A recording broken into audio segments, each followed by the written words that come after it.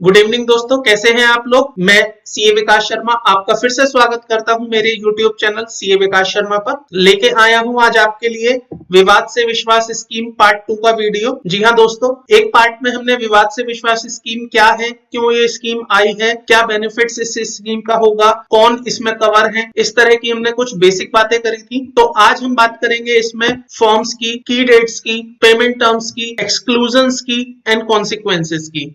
आज की ये वीडियो बहुत इंपॉर्टेंट होने वाली है। अगर आप विवाद से विश्वास स्कीम ऑप्ट कर रहे हैं या आप किसी को सजेस्ट कर रहे हैं इसको ऑप्ट करने के लिए, तो आज की इस वीडियो में हम बात करेंगे various type of forms applicable under this scheme. हम की डेट्स की भी बात करेंगे कि कौन कौन सी इंपॉर्टेंट डेट्स हैं, क्या हमारी एलिजिबिलिटी है, मींस कौन इस स्कीम को ऑप्ट कर सकता है और कौन इस स्कीम को ऑप्ट नहीं कर सकता है। मैं आपसे बात करूंगा पेमेंट टर्म्स की कि क्या पेमेंट टर्म्स इस स्कीम में एप्लीकेबल हैं, देन कौन एक्सक्लूजन में कवर होता है एंड कॉन्सिक्वेंसेस इसके क्या होंगे अगर आप इस स्कीम को ऑप्ट कर लेते हैं, तो आपके ऊपर as well as the department क्या कॉन्सिक्वेंसेस एप्लीकेबल होने वाले हैं। तो चलिए दोस्तों स्टार्ट करते हैं सबसे पहले फॉर्म से। तो जैसा कि आप जानते हैं दोस्तों, किसी भी स्कीम में अगर आप अप्लाई करना चाहते हैं तो आपको कुछ फॉर्म्स फाइल करने होते हैं, और जैसा कि आप जानते हैं ये हमारा डायरेक्ट टैक्स विवाद से विश्वास एक्ट 2020 जो है, इसके अंदर भी कुछ फॉर्म डिफाइन किए गए हैं। इसमें अगर मैं आपसे बात करूं तो मेरे पास फॉर्म 1 से लेके 5 हैं जो मैं आपके साथ डिस्कस करूंगा। हम हर एक फॉर्म की एप्लीकेबिलिटी और उसका पर्पस समझ लेंगे, ये फॉर्म हमें क्यों फाइल करना है। तो दोस्तों सबसे पहले बात करते हैं फॉर्म 1 की। फॉर्म 1 यहां पर बात करता है एप्लीकेशन की। जी हाँ दोस्तों, अगर आप अपना कोई भी केस इस स्कीम में अप्लाई करना चाहते हैं तो आपको फॉर्म 1 फाइल करना पड़ेगा, जो कि नीचे लिखा भी हुआ है। The declaration under subsection 1 of the section 4 of DTVSB Act is required to be filed in form 1। आपको अपनी एप्लीकेशन फॉर्म 1 में फाइल करनी पड़ेगी। So this is an application form only। दोस्तों इसके बाद हमारे पास आता है फॉर्म 2, जिसमें हम बात करेंगे कि क्यों हमें फॉर्म 2 फाइल करना है, क्या हमारा पर्पस है इसका। तो बेसिकली क्या होता है दोस्तों, जब आप इस स्कीम में अप्लाई करते हैं तो आपको एक अंडरटेकिंग भी फाइल करनी पड़ती है टूवर्ड्स डिपार्टमेंट कि मैं अब इस स्कीम में आने के बाद अपने जो टैक्स अरियर हैं या इस तरह की कोई मेरी डिमांड्स है, मैं उसको फर्दर आगे परस्यू नहीं करूंगा और मैं कोई क्लेम नहीं करूंगा in respect of my tax arrears. देख लेते क्या लिखा हुआ है, द अंडरटेकिंग। सो सबसे पहले आप यहां पर देखेंगे इट्स अ कीवर्ड, ये एक अंडरटेकिंग है जो आपको फाइल करनी पड़ेगी। So the undertaking for waiving of his right, यहां पर आप अंडरटेकिंग दे रहे हैं अपने अधिकारों को छोड़ने के लिए, टू सिक और परस्यू एनी रेमेडी और any claim in relation to the tax arrear. आप अपने टैक्स एरियर से रिलेटेड जितने भी राइट्स हैं और जो भी आपकी रेमेडीज हैं, आप उन्हें उनके फ्यूचर में कोई आप अधिकार नहीं रखेंगे। Under this statute refer to in subsection 5 of section 4 is required to be furnish in form 2। आपको ये अंडरटेकिंग फाइल करनी पड़ती है अंडर फॉर्म 2 ओनली। इसके बाद आता है हमारे पास फॉर्म 3 इसी एक्ट में, जो बात करता है डिपार्टमेंट की तरफ से। जी हाँ दोस्तों, जब आपने फॉर्म 1 फाइल कर दिया, आपने 2 में अंडरटेकिंग दे दी, तो अब डिपार्टमेंट आपको फॉर्म 3 में एक सर्टिफिकेशन देगा। बेसिकली वो एक सर्टिफिकेट देगा जिसमें वो आपसे अमाउंट पेबल की बात करेगा। वो बताएगा कि कितना अमाउंट है जो आपको पे करना है। जी हाँ दोस्तों, देख लेते हैं क्या लिखा हुआ है इस फॉर्म के बारे में। The designated authority is required to grant a certificate electronically within 15 days। मैंने यहाँ पर टाइमलाइन भी डाल दी है इसकी कि 15 दिन के अंदर डिपार्टमेंट आपको फॉर्म 3 के अंदर एक सर्टिफिकेट देगा जिसमें वो बताएगा कि आपसे कितना अमाउंट पेबल है, having a total amount payable by the declarant in accordance with the provision of this act। दोस्तों इसके बाद आता है हमारा फॉर्म 4, जिसमें हम बात करते हैं डिटेल्स ऑफ पेमेंट की। फॉर्म 4 के अंदर बेसिकली क्या होगा, जो भी आपने पेमेंट्स की होंगी, जिस भी फॉर्म में पेमेंट की होगी और जो आप अपनी अपील विड्रॉ करेंगे, इन सारी डिटेल्स का जो भी ब्यौरा होगा that is under the form 4। देख लेते हैं क्या लिखा हुआ है। The detail of payment made pursuant to the certificate issued by the designated authority is required to furnish in Form 4 along with the proof of withdrawal of appeal। जी हाँ दोस्तों, आपको फॉर्म 4 के साथ पेमेंट डिटेल भी attach करनी है, साथ में आपको प्रूफ लगाना है कि आपने अपनी अपील विड्रॉ कर ली है। तो क्या होता है हम आगे जाके समझेंगे। अगर आप इस स्कीम को ऑप्ट करते हो तो आपको अपनी अपील विड्रॉ करनी पड़ेगी, जैसा कि हमने पहले ही देखा कि आप इसको फर्दर कहीं परस्यू नहीं कर सकते। तो फॉर्म 4 में पेमेंट डिटेल के साथ साथ आप अपनी प्रूफ भी लगाओगे, जिससे ये पता चलता हो कि आपने अपनी अपील को विड्रॉ कर लिया है। इसके बाद आता है हमारे पास फॉर्म 5, जिसमें हम बात करते हैं ऑर्डर की। दोस्तों, डिपार्टमेंट जब इस फॉर्म 4 के बाद अपना विड्रॉल ऑफ अपील का प्रूफ ले लेगा, पेमेंट ऑफ डिटेल ले लेगा, तो डिपार्टमेंट अपनी तरफ से एक ऑर्डर पास करके आपको देगा, and this will be a full and final order. ठीक है दोस्तों, तो ये थे हमारे फॉर्म्स जो इस स्कीम में अभी तक लाइव हो चुके हैं। अब हम बात कर लेते हैं की डेट्स की, मतलब कौन सी ऐसी डेट्स हैं जो हमें याद रखनी है, कहां से इसका ओरिजिन हुआ है, कौन सी डेट तक हम इस बेनिफिट को अवेल कर सकते हैं। तो दोस्तों, जैसा कि आप जानते हैं, ये एक्ट अभी फाइनेंस बजट 2020 के बीच में ही लेके आए थे। तो प्रेसिडेंट से जो एसेंट हमें मिली वो 17 मार्च को मिली है, तो इट मींस 17 मार्च के बाद ही ये एक्ट एप्लीकेबल होगा। 17 मार्च के बाद ही डिपार्टमेंट ने कुछ फॉर्म लाइव कर दिए थे, इस स्कीम को एक्टिव कर दिया था वेबसाइट पर। तो 17 मार्च आपकी मैं कह सकता हूं एक स्टार्टिंग डेट थी। लास्ट डेट आप 31 दिसंबर तक अप्लाई कर सकते हैं इस स्कीम को। पहले ये डेट 31 मार्च थी, बट आप जानते हैं बाद में इसको बढ़ाकर 30 जून किया गया था, और बाद में फिर से इसको बढ़ाकर 31 दिसंबर 2020 कर दिया गया है। दोस्तों, अगर आप इस स्कीम को ऑप्ट करते हैं तो आपको अपनी पेमेंट भी इसी दिन तक करनी पड़ेगी। इस दिन तक अगर आप करते हैं तो आपसे कोई एडिशनल फीस नहीं ली जाएगी। एडिशनल फीस का मतलब कोई एक्स्ट्रा अमाउंट आपसे चार्ज नहीं होगा। लेकिन अगर आप इस डेट के बाद ऑप्ट करते हैं तो आपको 10% 15% का एक्स्ट्रा अमाउंट पे करना पड़ेगा, जो कि हम अपनी पेमेंट टर्म्स में कवर करेंगे। दोस्तों, बात कर लेते हैं कौन इस स्कीम में एलिजिबल है, कौन इस स्कीम को ऑप्ट कर सकता है और कौन इसमें नॉन एलिजिबल पर्सन है। सबसे पहले बात कर लेते हैं appeal, writs, SLP, arbitration filed by department or taxpayer anyone filed on or before 31st January are covered under this scheme। यहाँ पर आपको जो ध्यान रखने वाली डेट है वो 31 जनवरी 2020 की डेट आपको याद रखनी है। अगर कोई भी अपील, अगर कोई भी रिट, SLP, आर्बिट्रेशन, चाहे वो डिपार्टमेंट ने फाइल करी हो, चाहे वो टैक्स पेयर ने फाइल करी हो, 31 दिसंबर 2020 से पहले की अगर वो है या उस दिन की है, तो उस केस में आप इस ऑप्शन को अवेल कर सकते हैं, आप इस स्कीम में आ सकते हैं। अगर आपकी अपील इस दिन तक पेंडिंग नहीं है तो आप इस स्कीम में ऑप्ट नहीं कर पाओगे। दूसरा क्या लिखा हुआ है, order for which time for filing appeal has not expired on this date. मान लीजिए एओ ने आपका दिसंबर 2019 में ऑर्डर पास कर दिया था, आपके पास 1 महीने का टाइम था अपील फाइल करने का। लेट से अपील फाइल करने की डेट थी 28 जनवरी 2020, तो क्योंकि ये डेट अभी एक्सपायर नहीं हुई है 31 जनवरी 2020 तक, तो आप उस केस में इस ऑप्शन को अवेल कर सकते हैं। तो दोस्तों, यहां तक का मैसेज ये निकलता है, अगर आपकी अपील पेंडिंग है उस दिन तक तब भी आप इस स्कीम में आ सकते हैं, या आपके पास अगर अपील करने का अधिकार भी है उस दिन तक तब भी आप इस स्कीम में आ सकते हैं। और कौन इस स्कीम में आ सकता है दोस्तों, cases pending before dispute resolution panel. अगर आपके कोई केसेस DRP के पास पेंडिंग पड़े हैं तो आप इस स्कीम को ऑप्ट कर सकते हैं। ऑब्वियसली डेट आपकी 31 जनवरी ही चलेगी। So the cases where DRP issued direction on or before this date but order has not been passed, they can also covered under this scheme. मतलब आप DRP के पास गए, DRP ने डायरेक्शंस इश्यू कर दी, लेकिन अभी ऑर्डर पास नहीं किया है, तो क्योंकि ऑर्डर पास नहीं हुआ, then still you are eligible to come into this scheme by 31st जनवरी 2020। ये डेट आपकी एक बहुत इंपॉर्टेंट डेट है, क्योंकि मैक्सिमम केसेस में इसी डेट को कट ऑफ डेट लिया गया है। और देख लेते हैं दोस्तों एलिजिबिलिटी के बारे में क्या लिखा हुआ है। Cases where the SSC filed revision application, वो केसेस जहां पर SSC ने रिवीजन फाइल करी है under section 264 on or before 31 जनवरी 2020। सो मान लीजिए एओ ने आपका केस असेस किया,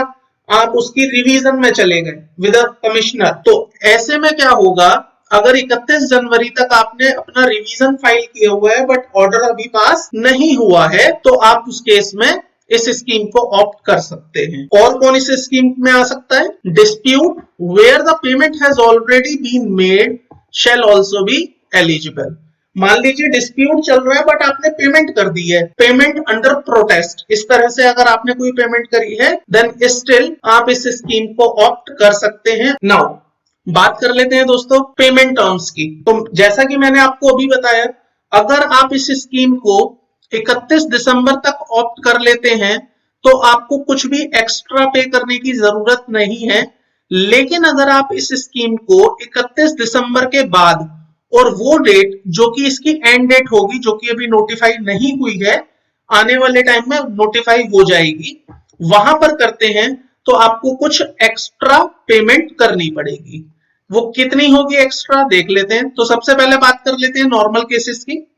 नॉर्मल केसेस में स्कीम ये कहती है कि अगर आपका मैटर डिस्प्यूटेड टैक्स से रिलेटेड है, एओ ने असेसमेंट करी है, असेसमेंट करने के बाद आपका केवल मैटर ये था कि ये अमाउंट ऑफ टैक्स डिस्प्यूट हो गया because of the disallowances, because of any other reason, तो उस केस में अगर आप इस स्कीम में आते हैं तो आपको 100% ऑफ द डिस्प्यूटेड टैक्स की ही पेमेंट करनी है। जी हाँ, जो कि मैंने पहले ही अपनी पहली वीडियो में बताया था कि अगर आपका इस स्कीम में आ रहे हो तो आपको इस स्कीम में केवल अपने डिस्प्यूटेड टैक्स की पेमेंट करनी है along with the surcharge and education cess. There will be no penalty, there will be no interest. So अगर आपका matter because of the disputed tax है केवल, तो उस केस में आपको 100% ऑफ टैक्स पे करना है। लेकिन अगर आपका मैटर सर्च एंड सीजर का है तो उस केस में टैक्स 125% जाएगा। वेवर है इंटरेस्ट और पेनल्टी का, जो कि हम पहले ही कवर कर चुके हैं। लेकिन दोस्तों कभी कभी क्या होता है, आपका जो मैटर है डिस्प्यूट का वो टैक्स का नहीं है, आप टैक्स में कोई परेशानी नहीं है आपको, आप कह रहे हो टैक्स जो है वो तो ठीक है, मेरा जो मैटर है वो तो पेनल्टी और इंटरेस्ट का है, मेरा जो डिस्प्यूट है that is for the penalty and interest only. तो उस केस में आपको 100% पेमेंट नहीं करनी है, आपको केवल 25% payment of the disputed penalty and interest और fees as the case may be, केवल आपको 25% ही पे करना है। लेकिन अगर आप डेट के बाद आते हैं दोस्तों, तो सबसे पहला चेंज आएगा, जो आप 100% कर रहे थे वहां पर आपको 10% फालतू करना पड़ेगा, जो कि हमारा हो जाएगा 110%। सर्च एंड सीजर के केस में जो हम कर रहे थे 125%, वो हो जाएगा 135%, मतलब यहाँ अगेन 10% फालतू है। इंटरेस्ट का वेवर है, पेनल्टी का वेवर है, यहाँ कोई चेंज नहीं है। अगर हमारा डिस्प्यूट पेनल्टी और इंटरेस्ट के अलावा है तो वहां पर फिर से 10% का एक्स्ट्रा बर्डन है, 25 से 35% हो जाएगा, बाकी सब कुछ सेम है।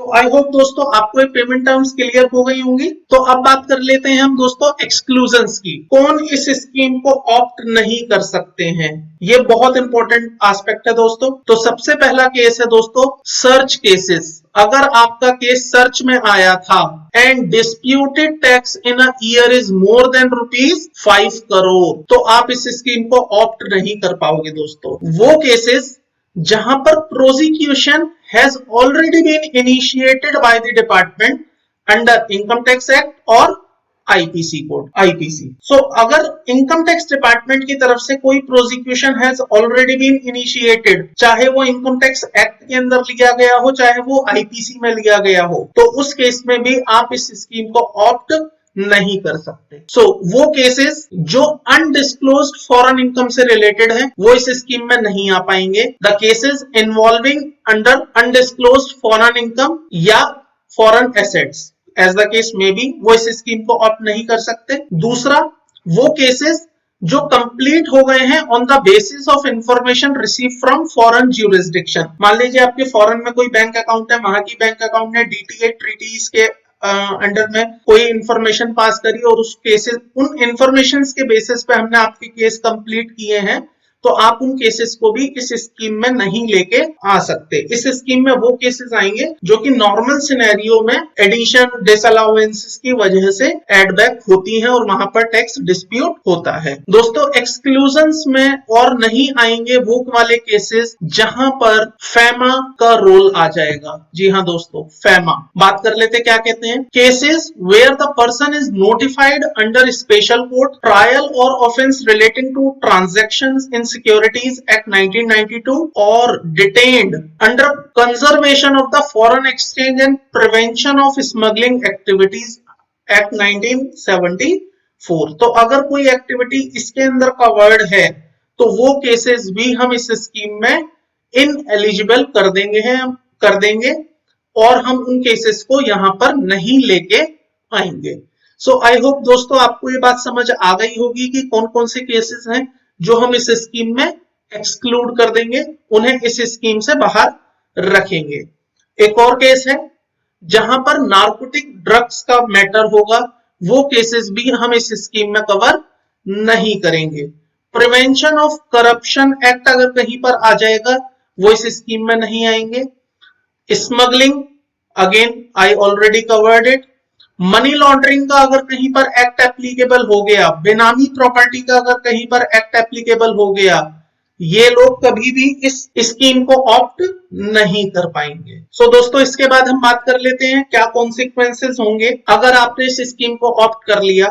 तो सबसे पहला कॉन्सिक्वेंस ये होगा कि जैसे ही आप इस स्कीम को ऑप्ट करेंगे आपको एक डिक्लेरेशन फाइल करनी पड़ेगी, या जैसे मैं कह सकता हूं जैसे ही आप इस स्कीम का डिक्लेरेशन फाइल करेंगे और वो सारी कंडीशन पूरी कर लेंगे तो आपको सबसे पहले अपनी अपील विड्रॉ करनी पड़ेगी, चाहे वो डिपार्टमेंट ने फाइल करी है चाहे वो टैक्स पेयर ने फाइल करी है, बाय एनीवन जिसने भी वो अपील फाइल करी है, रिट फाइल करी है, एसएलपी डाली है या आर्बिट्रेशन में मैटर गया है, they have to be withdrawn first। तो जैसे ही आप इस स्कीम को ऑप्ट करेंगे आपको अपने अपील रेट एसएलपी विड्रॉ करने पड़ेंगे। ये हम ऑलरेडी पहले भी बात कर चुके हैं। दूसरा कॉन्सिक्वेंस क्या आएगा, immunity to be granted from the levy of interest penalty and institution of any proceeding for prosecution of any offense under the income tax act in respect of matter covered under